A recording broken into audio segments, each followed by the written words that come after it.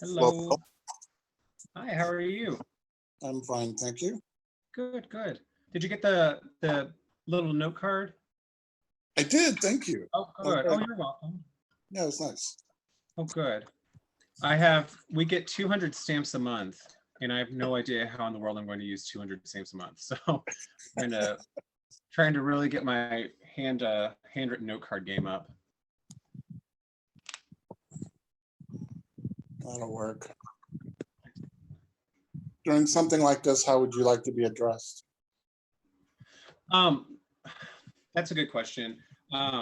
Technically, because I'm engaging the public, it's Alderman Steve, but I'm okay with Bill or whatnot. I mean, you all elected me, so if this were like a formal meeting at City Hall or something, that's different. But you're my constituents and neighbors, so I really don't care. But because it's recorded and because it will be sort of uploaded and archived, that's why I've got Alderman, Okay, just for formality's sake. And this will absolutely be a self-informing process. As you know, as I find out what the public wants to know versus what they really don't care to know about, and all that. So this is a bit of a live test run of this style of town hall. okay. And we want to give a few minutes for people to come on, and then I also want to get my documents lined up. All right. Oh, perfect. We actually just got this week's agenda for the board meeting. So perfect timing. There you go. Yeah.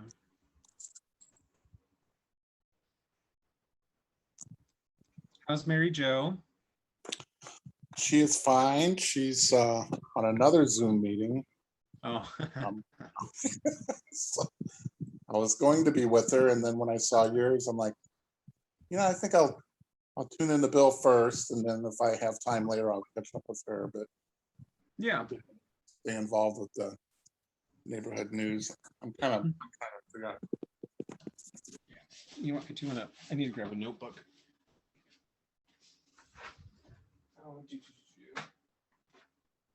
Okay.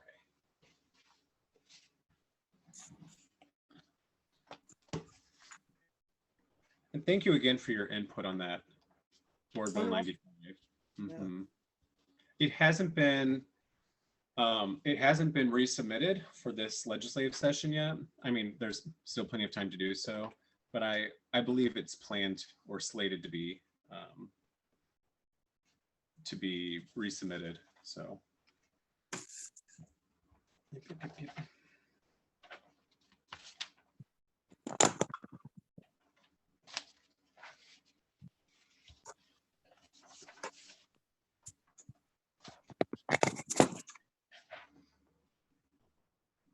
Yep. Too high or too low? Yeah, what put my phone. Okay.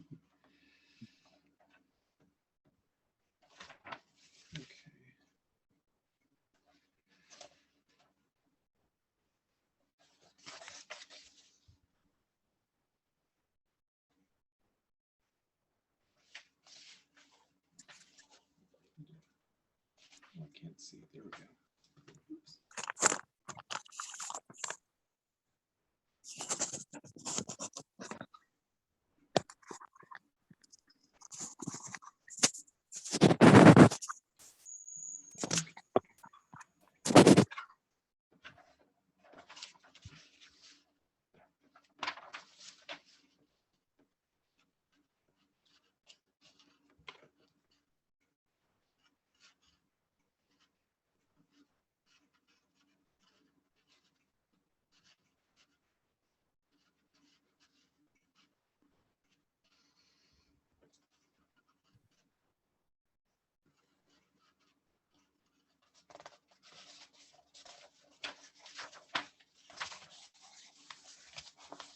Okay, just a few more minutes as people are slowly trickling in. Did you have an okay time logging on, Ken? Yeah, it was very easy. Okay, good. Yep. Excellent.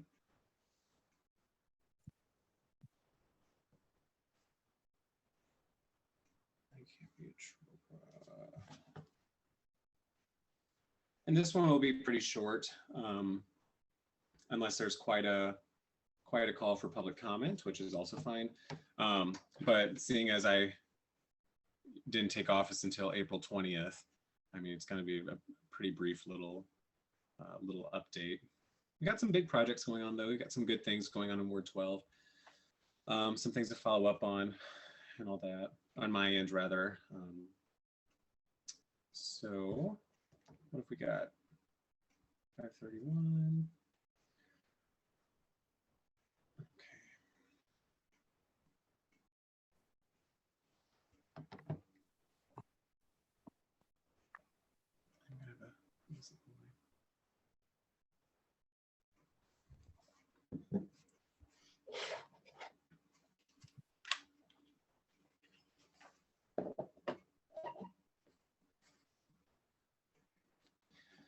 Okay.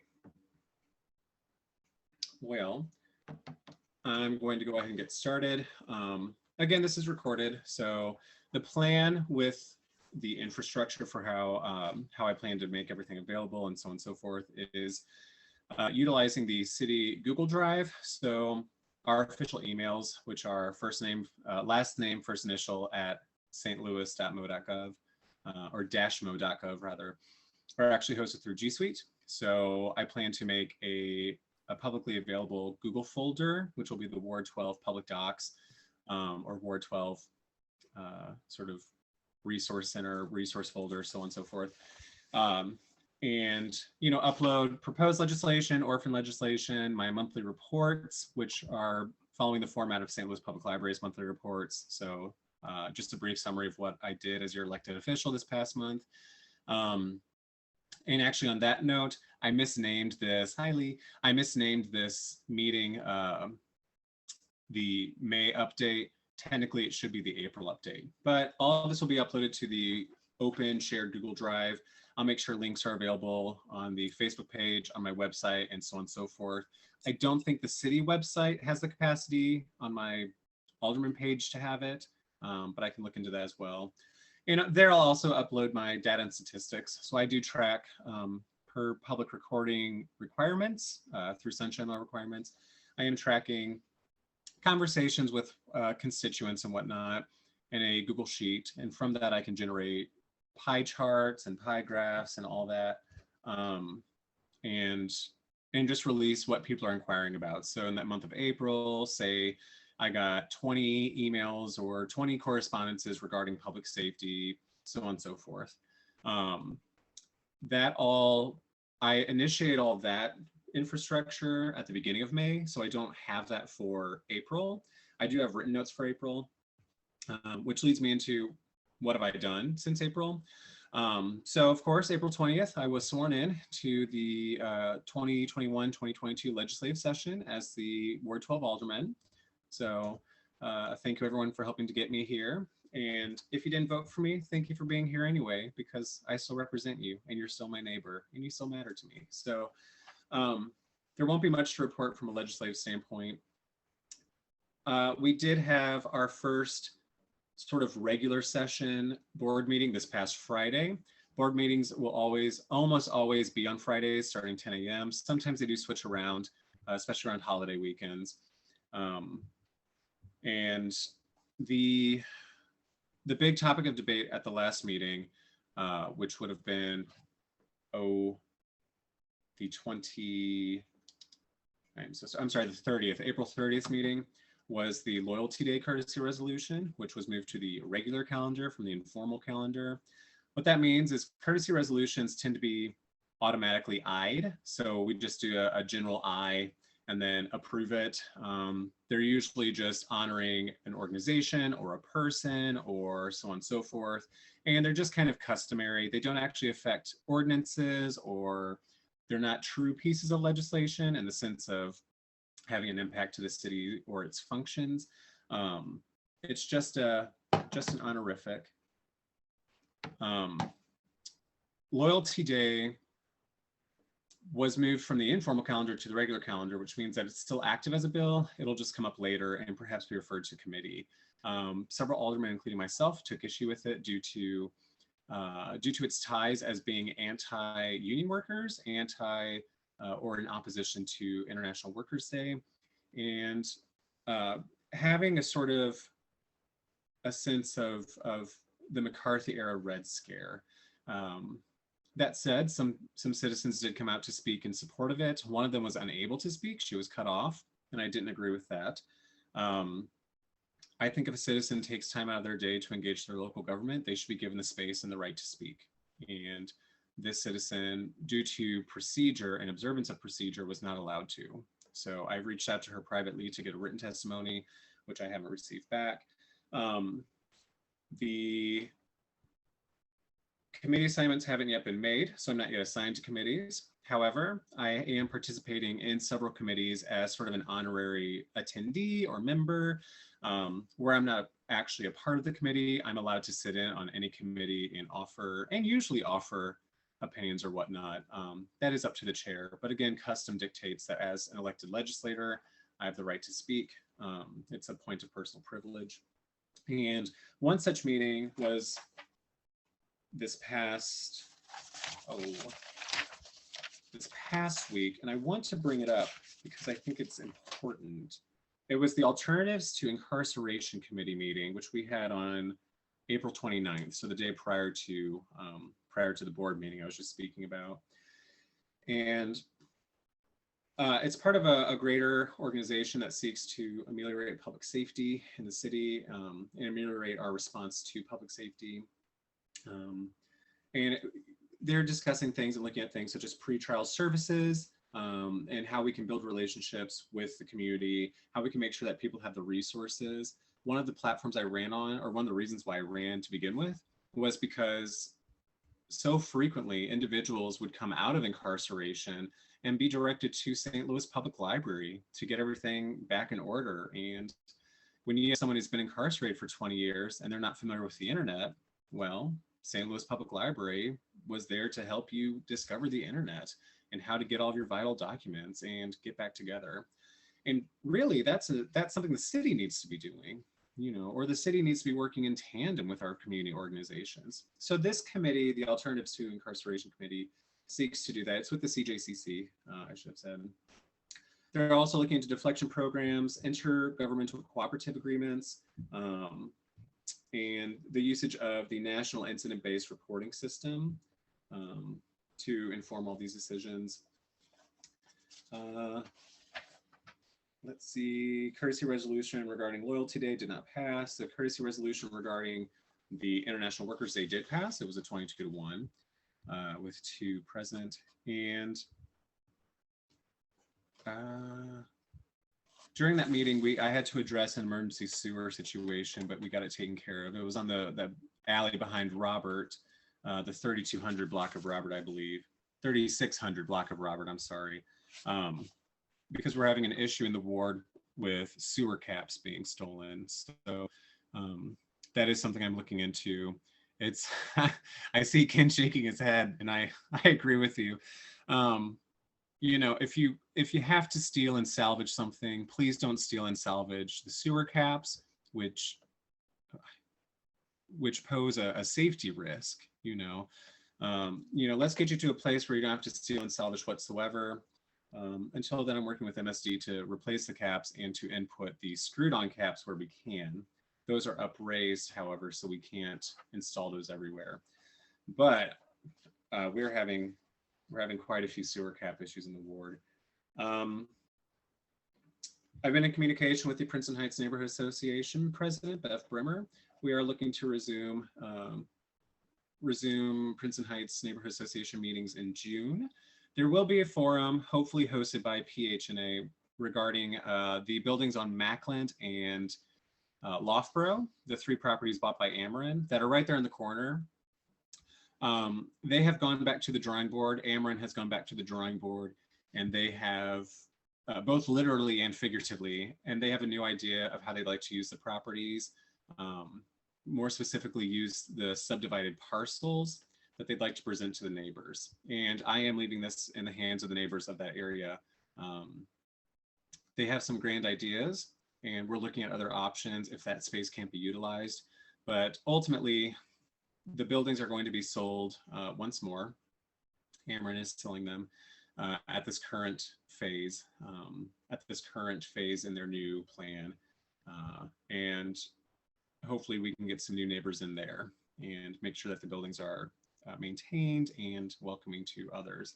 Likewise, just across the street at Macklin and Loughborough, that cafe that's been empty for a while, that building has been purchased. So they are pursuing a liquor license, I understand. I haven't yet been looped into that process, nor do I know where it is in that process, but the building has sold, and Weber's Bar or Tavern is planned to be there until at least July. I don't know what the ultimate plan with it is, but I'm hoping that we can get another cafe or something in, something in that space that will be well attended and use the space. It's a very nice little restaurant area. They've got a nice little patio, and it's going to be excellent to have something in there again. On the note of liquor licenses, one was issued. There was a public hearing for the former Family Video on Gravois near Holly Hills. A liquor license permit was applied for. They had a public hearing. The public voted in approval for it. However, I have had a constituent contest that. So I'm going to be reaching out to the license collector to see what details I can get regarding that. For these sorts of things, when it comes to liquor licenses and permits and whatnot, at least until now, I have not been looped into those conversations. So a lot of this is happening without my knowledge. And I only come across it once I'm told, or I literally just stumble across it, the public hearing notice. So I'm working to better implement communication between the various permit departments and myself. For anything regarding building permits, I do get a daily report. If there's a new permit, like someone's putting in a fence or someone was putting in a prefabricated tool shed, I do get those reports. But otherwise, when it comes to liquor licenses, I don't seem to be getting those quite yet. So I'm looking into it. And then, we do have a few neighborhood projects in Princeton Heights that we're looking at. I will most likely leave this in the hands of the Princeton Heights Neighborhood Association, as it would more appropriately be their bailiwick. But such things as the Kings Highway Shamel pots near Kings Highway and Gravois, those white concrete cylinders are known as Shamel pots, and they're a traffic deterrence, traffic mitigation measure. And those specifically are there to protect the infrastructure in the buildings from cars running into them. They're in a bit of a state of disrepair. They need to be repainted. And we have been given approval to plant in them. So we have a little neighborhood beautification project going on there. I understand after speaking with the Vice President of the Neighborhood Association, Derek Neuner, that they've had quite a few inquiries about those Shamel pots and quite a bit of offers to help beautify our neighborhood and really get our hands in the dirt from neighbors of all ages in Princeton Heights. So I'm eager to support that. That might be a grant from Brightside. That might be some Ward Capital. That might just be neighbors donating their plants and their time and whatnot. But I'm eager to get those beautification projects going. There's also a large scale beautification / infrastructure update going on roads. And specifically the 5700 block of roads. So from between January and Hampton, that was a group of neighbors that were working with Alderwoman Vicky Crass prior to my taking office to first and foremost update the granite curbstones, which are in a severe state of disrepair, as well as attend to some forestry concerns and whatnot, and just sort of updating the forestry the forestry infrastructure, I guess. I promise I'll stop saying infrastructure in this meeting. But on the note of forestry, I have been working with Commissioner Jankowski to make sure that the trees are trimmed and that problem trees are removed.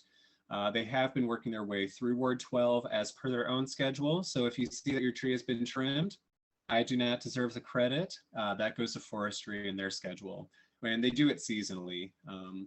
They are a team of arborists. They're all board certified arborists, and tree plantings, tree removals, and tree trimmings, they largely try to keep within the spring and fall seasons as it's best for the trees themselves. And as any of us know and can absolutely speak to, we have an absolutely beautiful ward in down here in South City in Ward 12, and it is largely thanks to forestry. So my sincere gratitude to Commissioner Jankowski for his attentiveness to our ward. And we have approved a 27 requests for new trees. So if anyone does have an issue with a tree or one needs to be removed or they would like for it to be looked at, forestry will even look at private trees, trees on private property if requested. You can always send me an email or give me a call or a text with tree related issues, and I'm happy to further that to Mr. Jankowski. Further tree issues leads to Wilmore Park. Wilmore Park is an excellent green space. It is the 6th largest green space, the 6th largest park in the city. It does have its own budget, and it it happens to be, as I have absolutely found out and heard from neighbors, one of the best disc golf courses, not in St. Louis City, but in the St. Louis metropolitan area, if not the region. I have gotten so many comments regarding our disc golf course in Wilmore Park.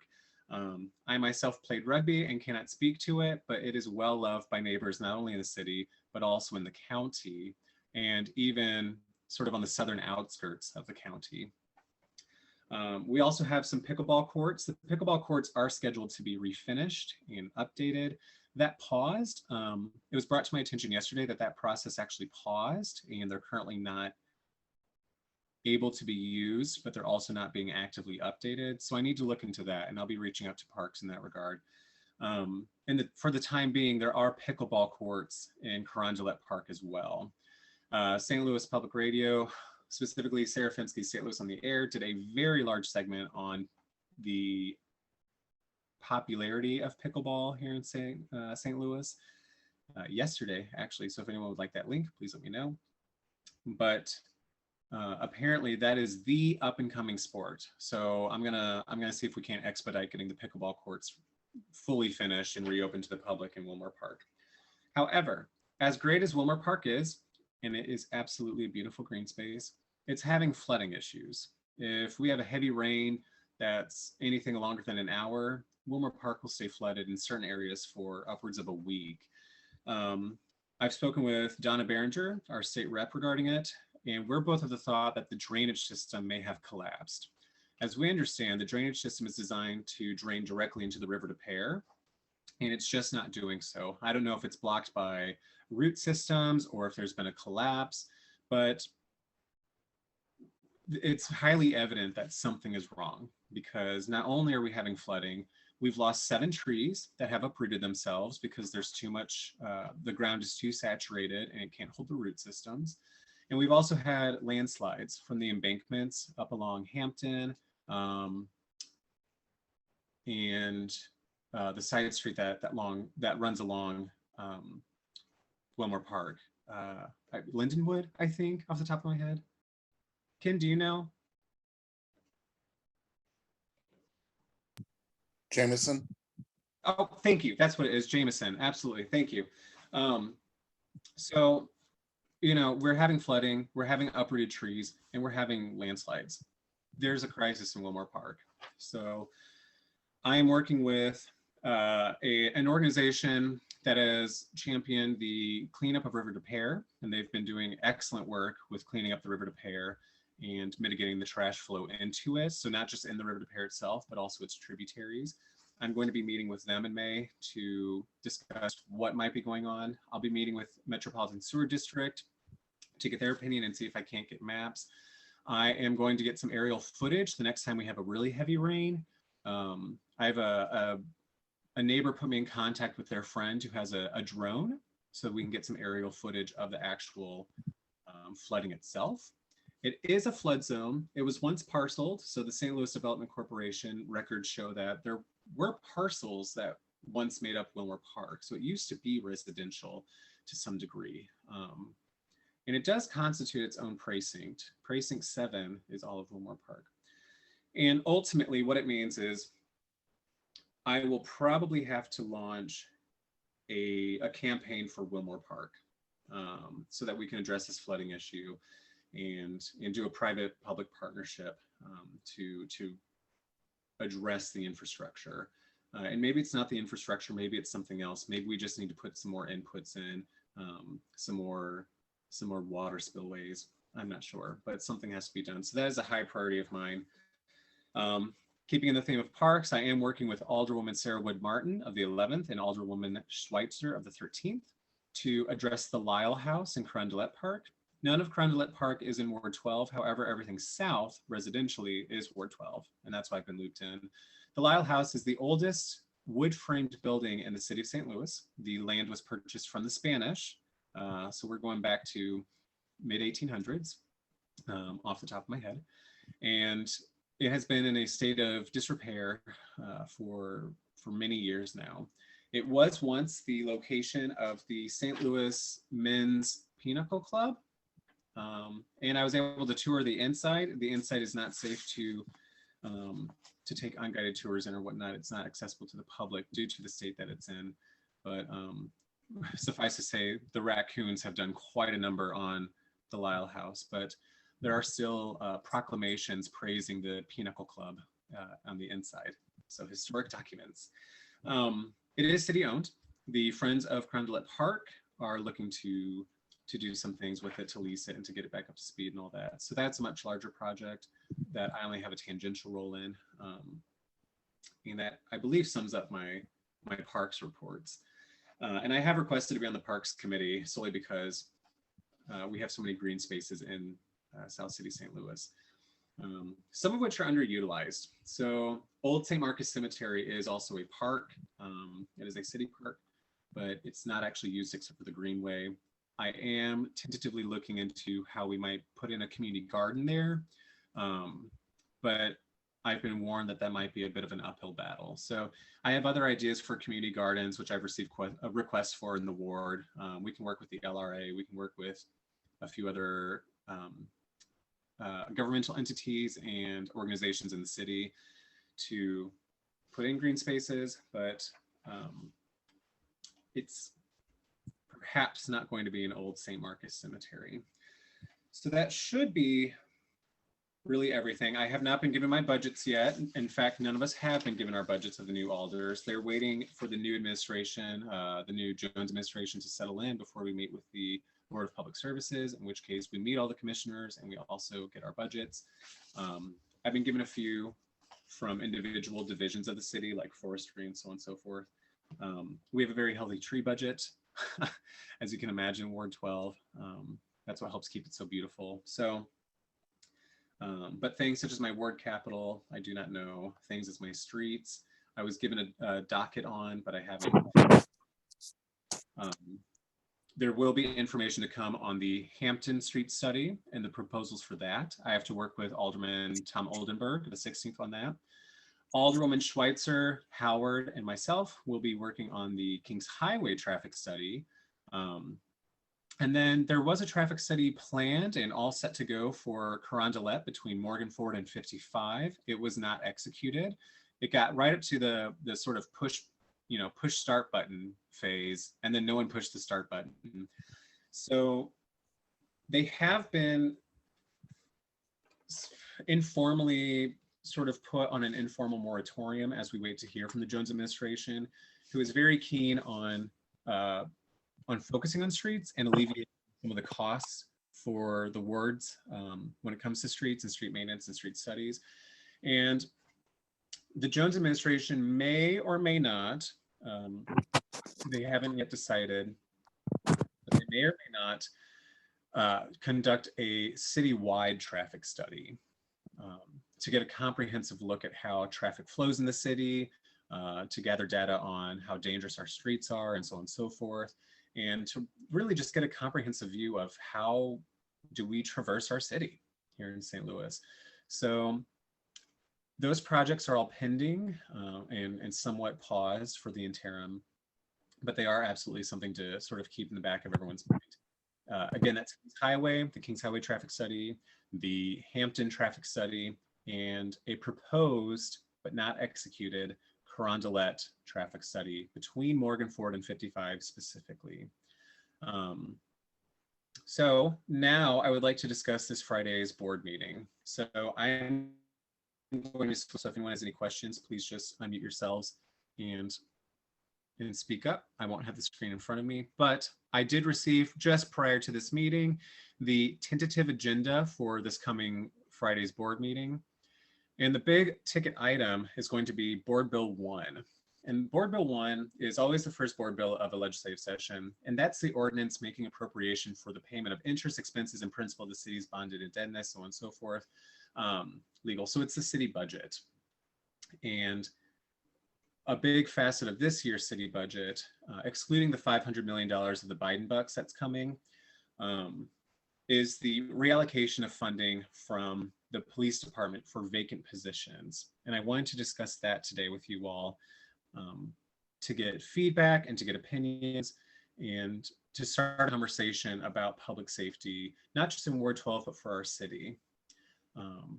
So I will be soliciting comments on that, and anyone is welcome to type in the chat or hop on and interrupt me, because you can't interrupt me. There's no interruptions here. Very briefly, I do want to pull up another document with some bullet points. So the St. Louis Metropolitan Police Department has had quite a few vacancies within the department itself for varying numbers for over a decade now. And the Jones administration, along with the comptroller, have reallocated a significant part of the vacancy or vacant position budget to other areas of public safety. So very briefly, I do just want to just state some facts that they provided the Board of Aldermen. So these facts come from the mayor's office, specifically from Nick Dunn, the chief information officer. 0 police officers are losing their jobs under this new budget, so no one is losing their position because of it. And the city is still operating at the same exact capacity as before. In fact, this new budget, or the reallocated budget, still leaves 50 vacant positions. That would be 50 vacant positions that can still be filled. And they've indicated that part of these vacancies, or part of the leaving these vacancies, is a plan to include, also includes rather an upcoming plan for better recruitment and actually filling the positions, so they're not just floating out there, but we actually fill them. I do not have details on that yet, as the Board of Aldermen has not been presented with any of those plans. I've only been made aware of the plans. The new budget allocation does not affect the police overtime budget whatsoever. They haven't been filled for more than a decade, which is what prompted the reallocation, and Chief Hayden himself has explicitly stated his support for it, as it does not actually affect staff capacity. As he put it in a meeting with the E&A committee last week, they are theoretical positions because he doesn't actually have those officers. And that ultimately there's a pledge from the mayor's office, the chief, public safety director, and mayor to continue working on new strategies for dispersing officers based on the urgency of calls to address the 911 lags that we receive. And that noting that our officers here in St. Louis are overworked, especially as indicated with the deadly and dangerous weekends, such as this past weekend for the city, but that the chief, public safety director, and mayor are all working in tandem to find new ways to be efficient and responsive to our needs. One facet of this came up today, and it was thought as the, hold on, it was thought to be a disbanding, rather, of the domestic abuse response team, so DART. And Alderwoman Schweitzer and I have been working to get responses from the other branches of government regarding that today. So we've reached out to Public Safety Director Isom, Daniel Isom.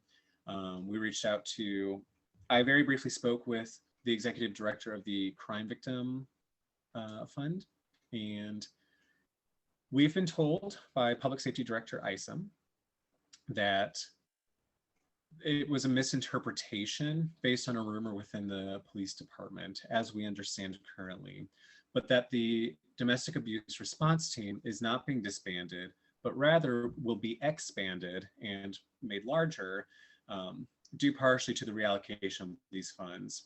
So the police budget didn't actually lose funding. We expanded public safety resources from the vacant positions. But I did want to point out, because that was the sort of hot topic of today, we have been informed, Alderwoman Schweitzer and I, that the domestic abuse response team is not being disbanded, and that the mayor has no intention to disband it or to harm any services that address his domestic abuse response. So on that note, I'm welcome to open that to public comment if anyone would like to speak or has any thoughts on that. I do have some reservations. I want to see an increase in budget for 911 personnel.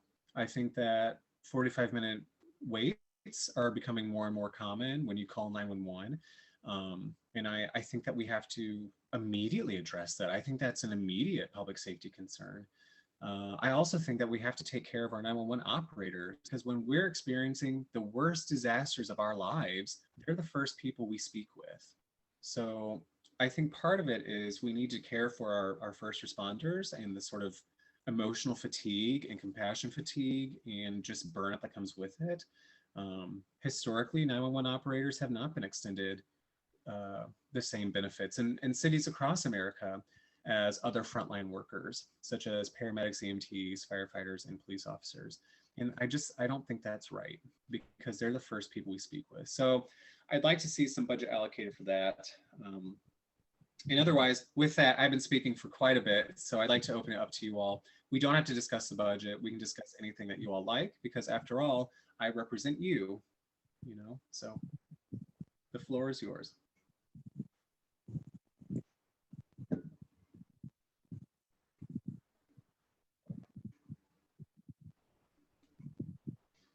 All right, I'll go. Okay, excellent, Ken. I agree with your assessment of the public safety.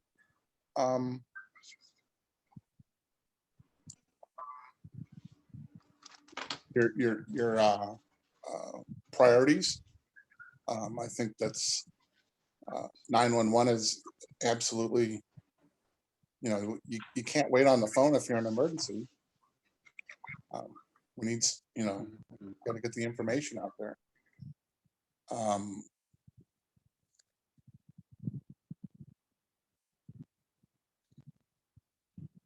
I can also speak to the community garden, some of that discussion. I call them ballards, you call them shamo pots. I think it was 5 or 6 years ago, we got a grant from, that's maybe a little longer than that, a grant from Brightside, and we put in wildflowers and a number of those bollards down on the end of Kings Highway. And at the time, neighbors promised to just water them, because they're wildflowers, you really don't have to do anything to them. And so these were just natural species that grow here in Missouri, and Brightside provided them all. And we had basically, there were like 6 of us that went out and planted those pots, but I kind of seen that I don't think any of it exists really anymore. But I would certainly encourage something like that. Again, we just need to put in a better system of some kind of volunteers that will take care of them.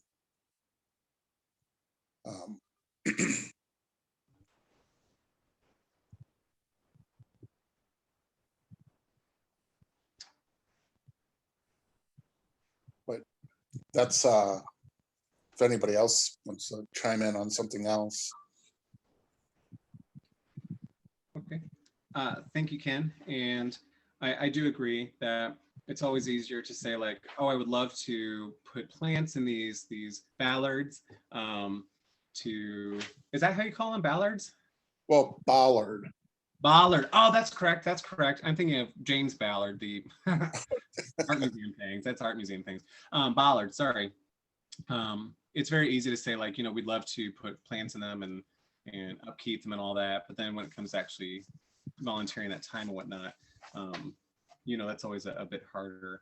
I'm interested to see if it is successful. I've had neighbors along that strip pledge their support in doing it, some retirees that are interested in and have magnificent gardens themselves, that are interested in a beautification project.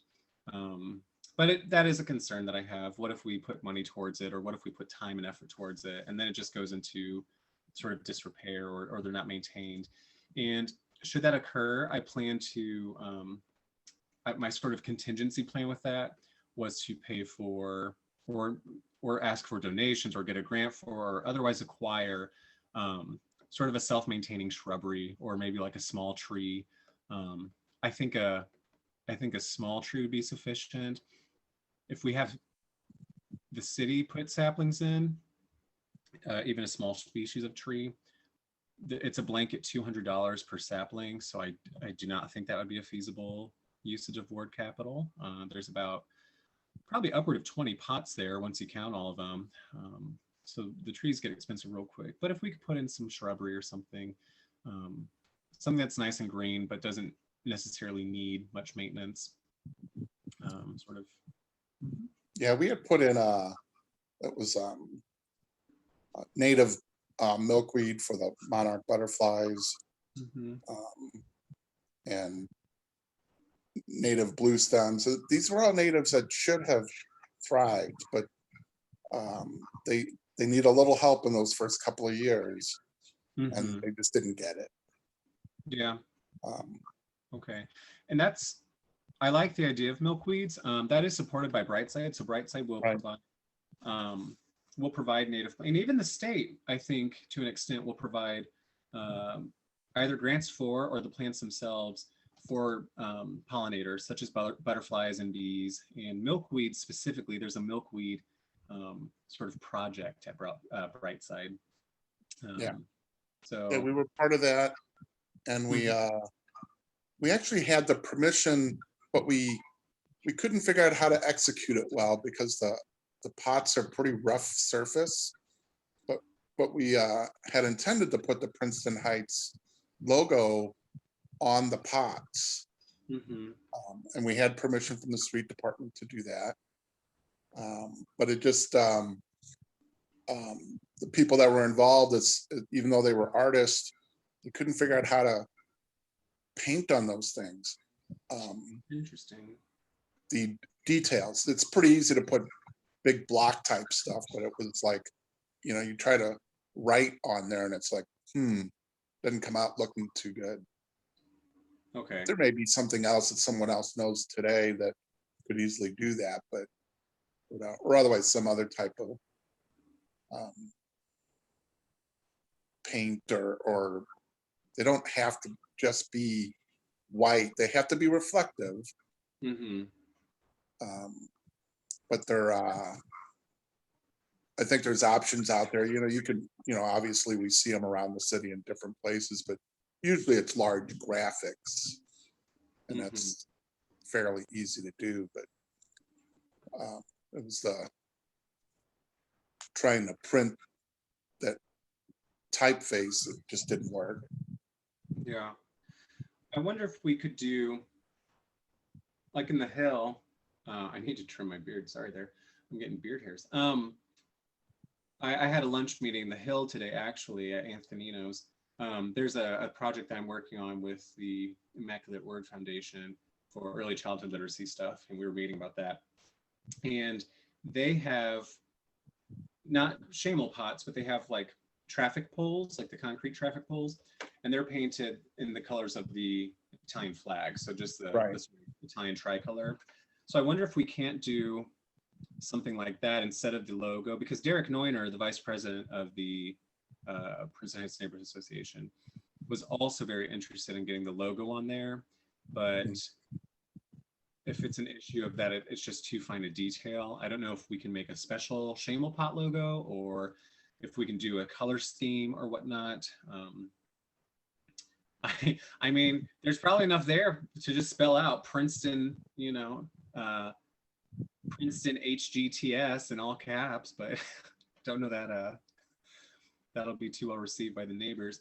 But I'm open to painting them something other than white. I need to check with streets to make sure that they're still okay with that,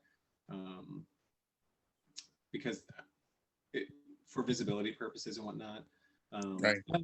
But some wards do, where certain wards that use them for like roundabouts or sort of, they'll put them in four-way intersections. They'll do them up with different colors, like a terracotta color, or they'll put plants around and in them and whatnot. But it's also physically in your way, so it's directly in your line of sight, you know. Well, there is a, So, mhm. those bollards are really there as protection for the houses as opposed to traffic calming, because they're not on the street, they're in easement. They're on the tree lawns. So that's why I'm wondering if if streets won't be willing to allow something that's not as reflective, or allow some deviation from the norm on that. In regards to streets, actually, there is an ordinance that defines the implementation of handicap signs for resident parking spaces. So you'll see them on the one-way streets and whatnot, where you'll see that a car's size space has been blocked out by handicap signs. Right. Well, you have to own a vehicle to qualify, at least in some capacity, per this ordinance. And we have some neighbors in Ward 12 that are blind and do not own a vehicle, so they rely on like the call a ride and so on and so forth. And they were unable, due to this ordinance, to have handicap signs put in. Instead, they got 15-minute signs, 15-minute parking. And I don't think that's right. You know, it just seems not common sense to have a requirement for there to be a car, you know, when certain neighbors just cannot drive a car due to, in this case, blindness, but they still need transportation, and it needs to be consistently located where it is. So I'm debating presenting an amendment, proposing an amendment to that ordinance to allow for that, but that's something I need to work with streets on as well. So actually, let me jot that down right quick. We're going to follow up on the paint colors of the Shamel pots, which are not traffic mitigation pots. They're more so traffic protection pots. Well, they're front of house porch protection. It's what, because the cars they used to go flying through there and they'd end up on someone's porch. Yeah. And so that's why they were put there. We just had it happen a few weeks ago, where it rained pretty heavy on a Wednesday evening or whatnot, so the streets were wet. Someone coming from gravel Kings Highway just didn't follow the curve and right into a parked car, and just knocked this SUV back a good distance. And I just, traffic is a cultural issue. It's not just an infrastructure issue, which is absolutely a problem in St. Louis, where some of these intersections are like, okay, what were they drinking when they drew this? Like right at Bevo Mill always stands out to me, where I'm just like, what in the world? If you weren't from St. Louis, you'd have no idea.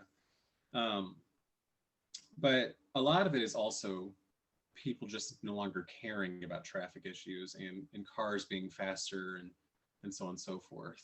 So, and I do know that the Kings Highway traffic study has some pretty extreme ideas on how to fix that and how we can better address that and mitigate it. But of course, there's always a very major cost with that. So, yeah.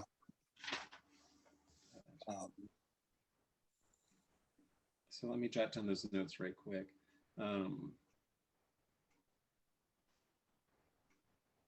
Okay. Was there anything else? Well, I had a neighbor ask about, there are some pots on the corner of the south alley between Rhodes and Holly Hills, as that alley exits onto Hampton.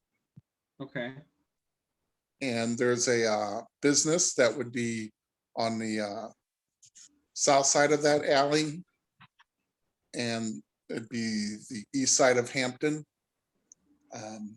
that has large pots with large shrubbery Okay. that is in what would be like the tree line, except for that's all concrete. So it's a very wide sidewalk on Hampton. Mhm. And the shrubbery makes it a visual, Line of sight issue. yeah, for when you're pulling out of the alley on the Hampton. Okay. Right at Rhodes in Hampton, there's a business. It's a tire store, I believe. Right. Right there at Rhodes in Hampton. And there was once a tree lawn on the curb there. And the tree lawn was taken out, or the easement where they plant trees. The tree lawn was once taken out and filled in with concrete. But Commissioner Jankowski, the forestry commissioner, has sort of even asked if we would be okay with taking that concrete out, putting a tree lawn back in, and then planting trees there, and sort of extending the line of trees to Hampton. Okay. So I wonder if we wouldn't be able to do that as well, where these planted shrubberies are, the shrubberies in the pots, because then at least you can see around the tree trunks. But well, I don't know. That might just be a temporary fix though. But if it's a line of sight issue, then I need to pop in and talk to the business owner and whatnot, because the sidewalks are public property. You know, as I know you know, Ken, but while the city's very amenable to the tree lawns having like the little fairy gardens, which we have many in Ward 12, and I think they're delightful, or some houses have a bench on the tree lawn so they can get in and out of their vehicle more easily, or they'll even put like a little rock garden in. The city's usually quite open to that. They don't mind. But when it presents as an issue, especially a safety concern, well, then we have to mind. So I'll have to go and check that out and see if maybe it's just an issue of we need to trim them down a bit, or maybe we can perhaps move them back a bit, or just kind of how we can address it. But I mean, priority, if it comes between beautification and traffic safety, I have to go with traffic safety. Right. So hopefully we can find a proper equilibrium between the two. Okay. But thank you Yeah, for bringing. I'll let her know that I pass that on to you. Yeah, and you can feel free to give her my cell phone number that you have. Okay. That 314-312-1255. I'm still working on getting my stationery and letterhead and business cards and all that.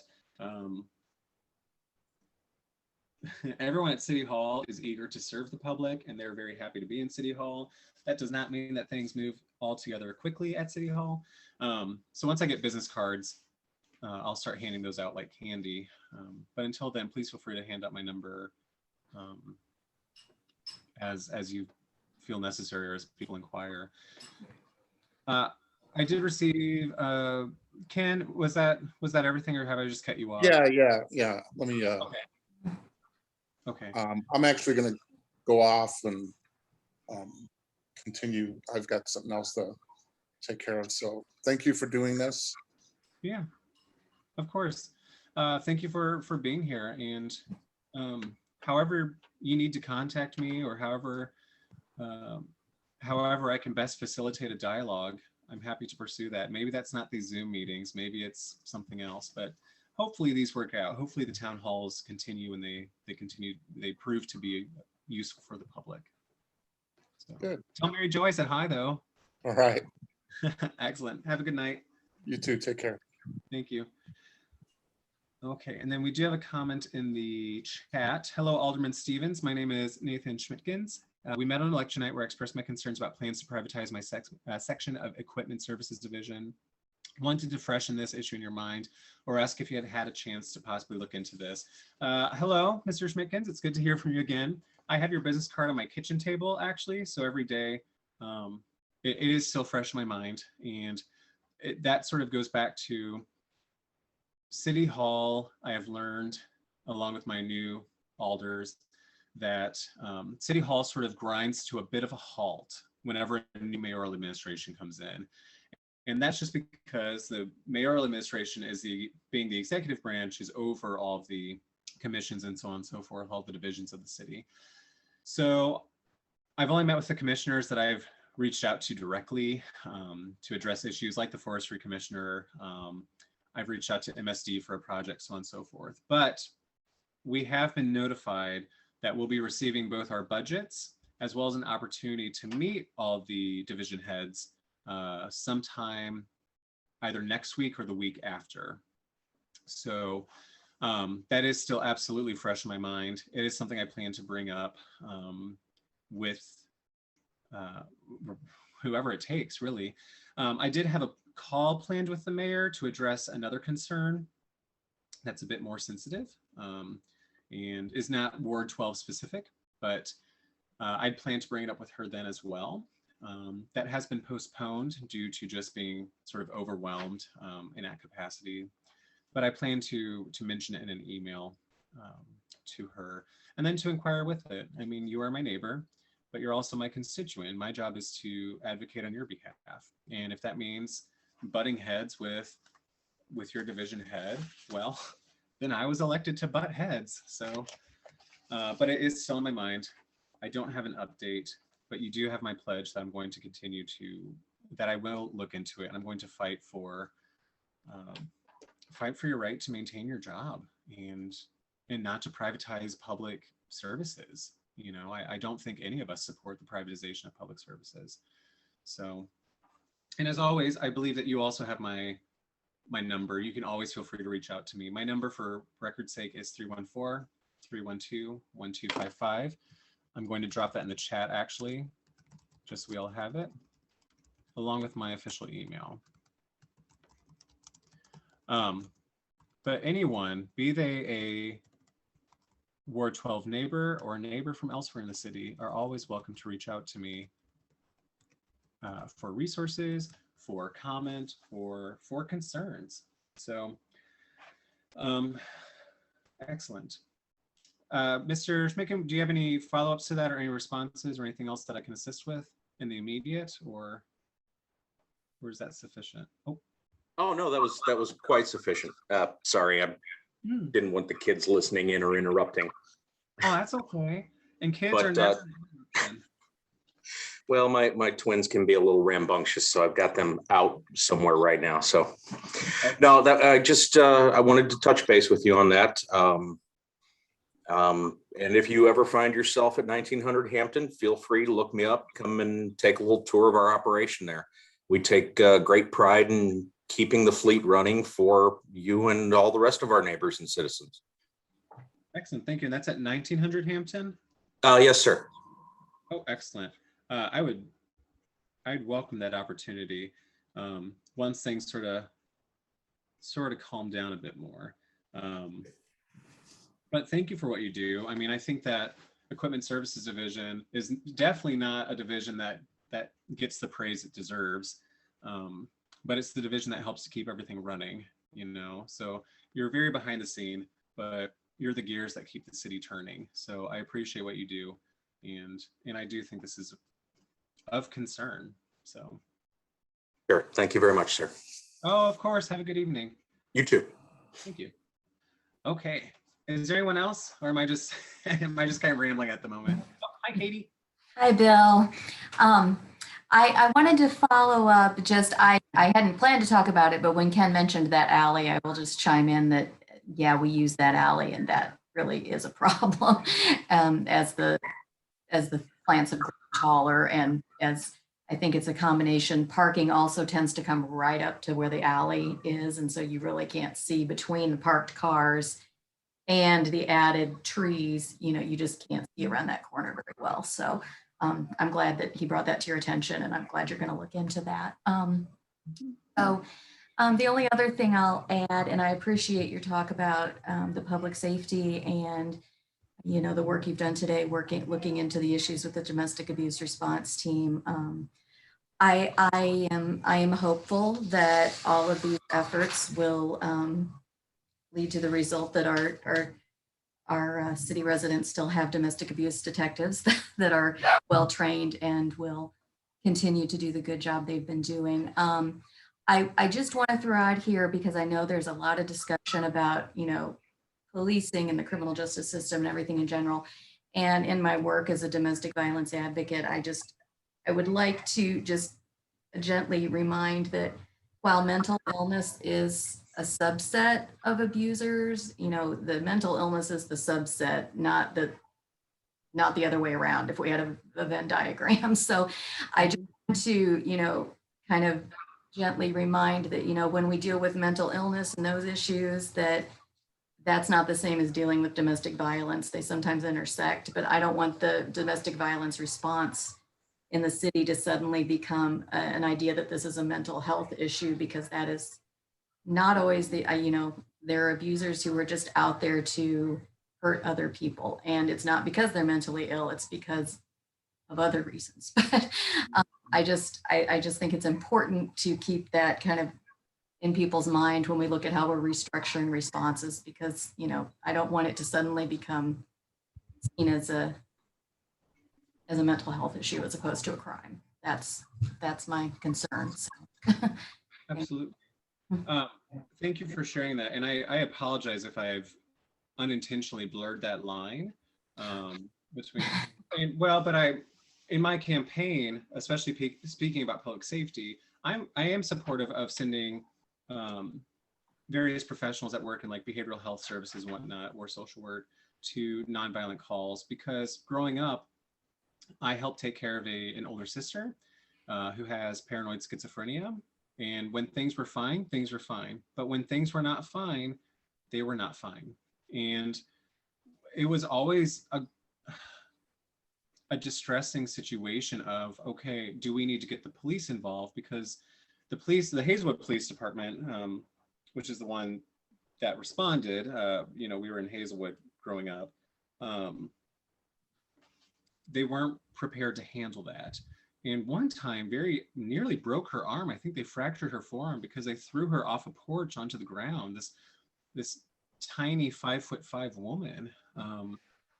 But I mean, 5'5" women can have, when they're in the midst of a mental health crisis, can be incredibly combative. So I very often, when the campaign, spoke to the efficacy of when the Hazelwood Police Department brought on officers that were trained or had advanced training in behavioral health and mental health services, because it was night and day, because they knew how to de-escalate and address it. But I absolutely hope that I have not inadvertently blurred the line between domestic abuse and mental health issues by utilizing my own experiences in that regard. So I apologize. I don't think that you're accusing me of that, but that's just me connecting two and two in my mind and now thinking like, oh no, have I done that? So I appreciate you advocating not only for those that suffer from, that are victims of domestic abuse and the work that you do, but also framing it correctly in that context. Yeah, and I have dealt with people who aren't victims of abusers in the sense that I think of it, but they are dealing with a family member who has mental health issues, and they do want a different response. And, you know, assessing which one it is at the beginning is where we sometimes run into trouble with who responds, you know. But like you said in your case, and there's a neighbor on my block here who I know has mental illness, and the cops are frequently called, and we all know that they're going to get called and they aren't going to be able to do much, but there's no one else to call. So yeah, I absolutely do support the right approach for the right problem. Yeah, let's make sure we have the right problem. Yeah, that's all I'm hoping. Absolutely. And I will say, you know, I do support the reallocation of the budget for the vacancies because we just haven't filled those vacancies. And I support expanding the resources such as cops with clinicians and so on and so forth. I support investigating how we can reconstruct public safety and what areas we can devote more funding and resources to help address nonviolent issues in the city. But if that doesn't work, you know, say with cops and clinicians, you know, say that we put all this money into it and we try it and it just doesn't work. That turns out not to be the solution. I'm committed. I know Alderwoman Schweitzer is committed, and so many of us are committed to finding the solution that works. So I really do just want to reiterate that this is not the be all end all of public safety. Public safety should be public safety being and one of the most incredibly broad divisions of city government, by the way. We tend to perhaps think of public safety just as policing, but it is so much more. It is a division that every single city should constantly be ameliorating and reassessing and ensuring is benefiting its citizens. So again, I really appreciate your perspective and your speaking to that. And I've been jotting down notes. But I will, if you want, I can strike your name from them for record purposes. I think we've had that conversation in the past. And I want to be aware. Given the fact, no, it's fine. This is not. It's a known issue that I'm speaking to. I'm fine. I said it publicly. It's fine. Thank you for asking though. Yes. You're welcome. And it has come up with another neighbor where they're in a sensitive situation, but you know, public sunshine laws or public reporting laws do compel me to provide names and all that, but I'm going to fight like hell. If someone requests in my community, I come from public libraries where your privacy is paramount. It is the foundation of the American Public Library Association. So if any constituent requests privacy or anonymity, it will take the Missouri Attorney General to get that out of me. And that could come to pass, but I want to state that for the record on this recorded video that, you know, that is always an option with me until the Attorney General himself steps in and says, Mr. Stevens, you have to furnish this, in which case I shall do so in a, you know, due to a court order. But other than that, you know, just library things. Is there anything else, Ms. Bessling, that you want to speak to or bring up or? No, thank you for the opportunity. I appreciate it. Oh, of course, absolutely. That does bring us to about time because I only scheduled an hour. That said, if members of my community are, you know, if we had 50 people lined up to speak, I would stay here until midnight. After all, I report to you all. But if there isn't anything else, I'll let everyone go. And I will see you all in the first week of June, so which will be the May recap. So again, I'll reiterate that I mislabeled this meeting as the May Town Hall, which is taking place in May, but it's for the April monthly report.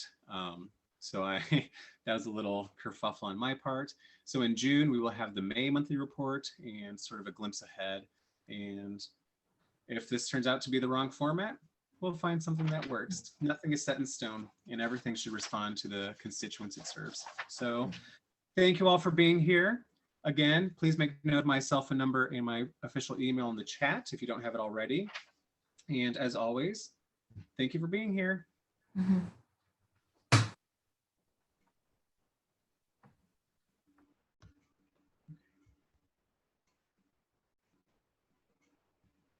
We'll end there. Oh, Sarah, did you have anything? Okay.